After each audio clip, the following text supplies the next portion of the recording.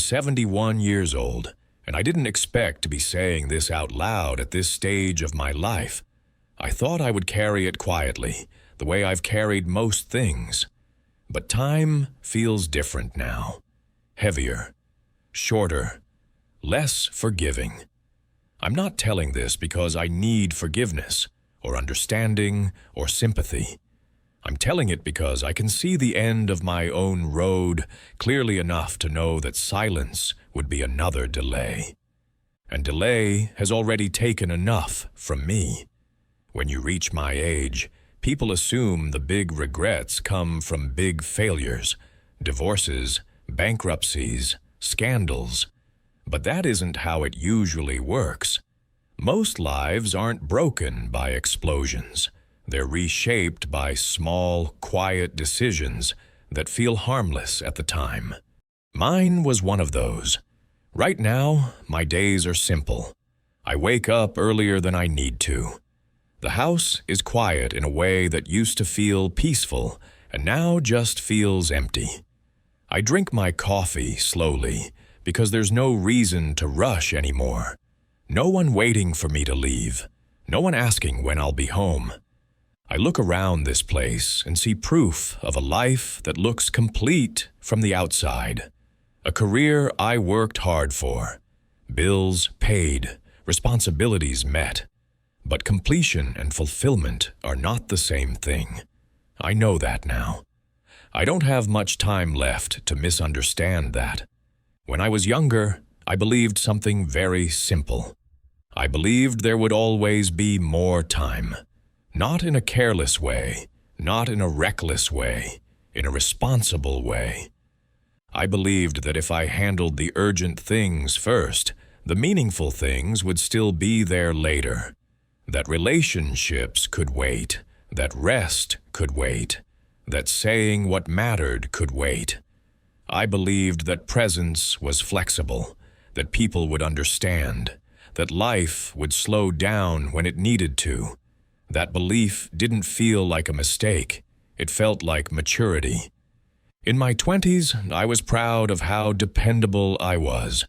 I showed up early, stayed late, said yes when others hesitated. I told myself I was building something solid, a foundation. I remember my first real job, the smell of stale coffee in the break room, the hum of fluorescent lights overhead, the feeling that if I just proved myself, everything else would fall into place. I skipped dinners because there would be other dinners. I missed birthdays because there would be more birthdays. I postponed trips because work needed me now. I wasn't unhappy. I was busy. And busy felt like progress. In my 30s, the pattern deepened. By then, people relied on me. That felt good. I liked being the one who handled things, the one who stayed calm, the one who didn't complain. I told myself that this was love, expressed through responsibility, that showing up through work counted the same as showing up in person. I remember conversations that ended with, "We'll talk later." And I believed it. I remember saying, "After this project, after this quarter, after things settled down." Things never settled down. They just changed shape. There were evenings when I came home tired and distracted, my mind still half at work. I nodded through conversations, answered without really listening. I thought being physically present was enough. I didn't understand how much attention mattered. By my 40s, the distance had grown, but it was quiet. No one slammed doors. No one made dramatic speeches. People don't usually announce when they start letting go. They just stop reaching.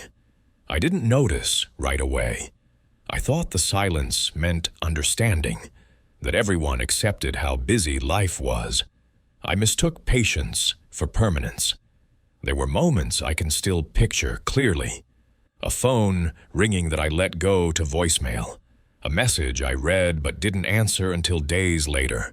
A weekend I spent catching up on tasks instead of sitting still with someone I loved. Each one felt insignificant on its own. Together, they formed a pattern. The cost didn't arrive all at once. It arrived slowly, like rust. By the time I sensed something was wrong, I couldn't point to a single cause. There was no villain, no dramatic error, just a long habit of postponement. The turning point didn't come with fireworks. It came with a phone call I wasn't prepared for. A death. Unexpected, but not shocking. That's how these things are at my age. I remember standing still after the call ended, realizing how many things I had assumed could be said later. Words that suddenly had nowhere to go. At the funeral, people spoke about memories I wasn't part of, stories I had missed while doing something important. I stood there and understood for the first time that time doesn't keep a record of intentions, only actions. Grief has a way of sharpening things, not dramatically, quietly. In the months after, I tried to reconnect, to show up differently. But life doesn't always reopen doors just because you're ready to walk through them. Some relationships had adjusted to my absence. Some had hardened. Some had simply moved on. That was the moment clarity arrived, not as wisdom, as fact. The small choice I had made, over and over, to delay presence had rewritten everything. Not ruined it, rewritten it. There's a difference. I didn't lose everything, but I lost the version of life that included certain people, certain closeness, certain warmth. Those versions no longer exist. At 71, you stop negotiating with that reality. You stop believing effort alone can reverse time. There are things that can't be fixed, not because you didn't try hard enough, but because time doesn't accept apologies. I still think about the conversations I rushed through, the silences I misread, the comfort I assumed I could return to later. Later came, but it came empty. This isn't bitterness, it's accuracy. I'm grateful for many things, but gratitude and sorrow can exist in the same breath. Loneliness in old age doesn't always come from being unloved. Sometimes it comes from having loved too indirectly, from believing that providing, achieving, and enduring were enough. If you're listening to this and you're younger than me, I'm not asking you to change your life overnight. I'm not asking you to abandon responsibility or ambition. I just want you to notice how often you tell yourself there will be time later. Notice how often you delay presence because something else feels more urgent. Notice who is always waiting. Because waiting quietly is how people disappear from your daily life without making a sound. I used to think being needed was the same as being close. It isn't. I used to think reliability could replace attention. It can't. And I used to believe that love understood delays. Sometimes it does. Sometimes it doesn't survive them. I don't have many years left to adjust. I know that. My days are quieter now, slower. I try to be present in the moments that remain. But presence late in life feels different than presence when it could have changed things. It's still meaningful, but it's not the same.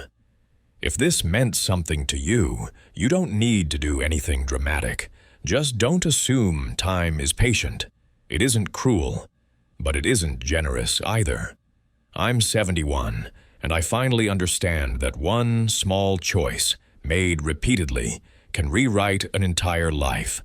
Not loudly, not suddenly, but permanently. That understanding stays with me now, in the quiet.